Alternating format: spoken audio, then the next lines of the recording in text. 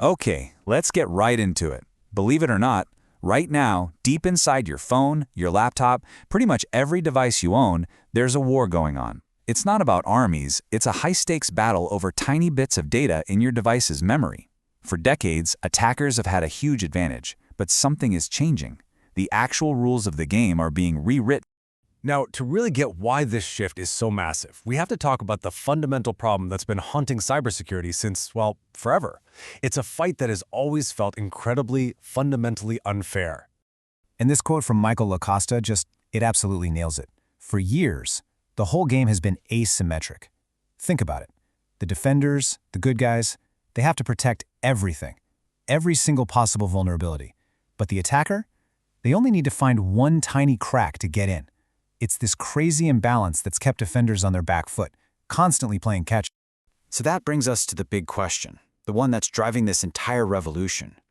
What if, instead of just building taller walls or patching one hole at a time, you could completely re-engineer the battlefield itself to favor the defender?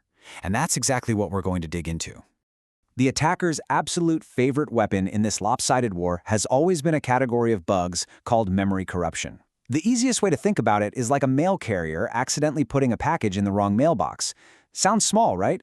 But in the digital world, that one simple mistake can create a gaping hole for an attacker to hijack a program and take total control of your device. So how in the world do you stop this? Well, the answer isn't just more software patches. The real game changer is to build the defense directly into the hardware, to bake it right into the silicon of the chip itself. Let's take a look at this new lock and key system. And this is where it gets really clever. The old way, on the left there, was basically a free-for-all. A pointer was just an address, like a house number, and pretty much anything could go there. But with ARM's Memory Tagging Extension, or MTE, we're introducing a lock and a key. The pointer gets a little digital key, and the memory location itself gets a matching lock. It's simple. Only the right key can open the right lock. So here's how it works, broken down into 3 simple steps.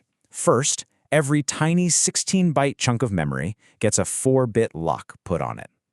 Second, the pointer that's supposed to access that memory gets a matching 4-bit key. And then the magic happens in step 3. Every single time that memory is touched, the hardware itself instantly checks if the key fits the lock. If it doesn't match, the app crashes on the spot, stopping the attack dead in its track. Okay, so that's the theory. Sounds pretty great on paper, right? But what does this powerful new defense actually look like when you deploy it in the real world, on millions and millions of devices? Well, the results are kind of stunning.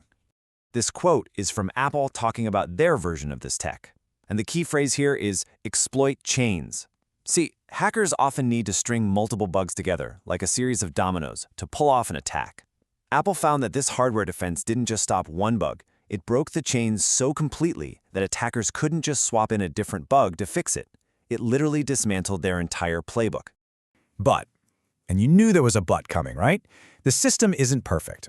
And the reason why all comes down to this one single number. So what's so special about 16? Remember those keys and locks are 4 bits? Well, a 4-bit number only gives you 16 possible values, from 0 to 15. That means an attacker doesn't have to find the one perfect key, they just have to guess one of 16 options. This makes the protection probabilistic, not absolute. It makes the attacker's job way, way harder, but not technically impossible.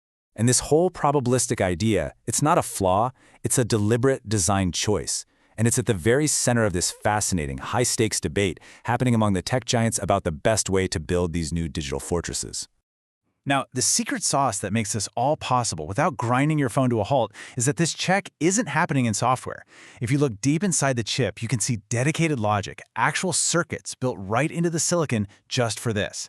The tag check happens at hardware speed, which is why it can run on every single memory access and you don't even notice. And this slide really gets to the heart of that big debate. On one side, you have ARM's MTE. It's probabilistic, that 1 in 16 chance, but it's way simpler to build into today's systems.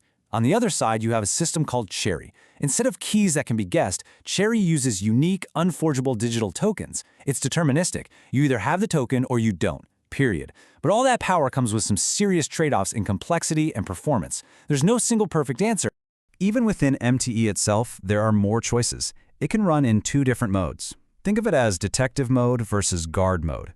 The first one, precise mode, is a bit slower, but it tells developers the exact line of code that failed, which is perfect for squashing bugs. The other, imprecise mode, is much faster. It just says, hey, something went wrong here, and shuts it down. Perfect for your phone, balancing top-notch security with the performance you expect. So, you can see that MTE is a monumental leap forward. It's a huge win for the defenders. But this isn't the end of the war. It's just the next major battle in a technological arms race that never, ever stops. So what's the next move? Well, as hardware defenses like MTE make the old attacks obsolete, the front line is shifting. The new weapons on both sides are being powered by AI. We're now seeing AI used for both offense and defense. For example, new security frameworks are popping up that use large language models, yep, the same tech behind things like ChatGPT, to try and spot brand new, never-before-seen threats just by analyzing a program's behavior. And that leaves us with this final, critical question. We are building these incredible digital fortresses, stronger and smarter than ever, using both silicon and AI. This is a huge win for defense. But in this perpetual cat-and-mouse game, the attacker always adapts. As we bolt one door shut, they are already looking for the next open window. The only question is, where will they find it?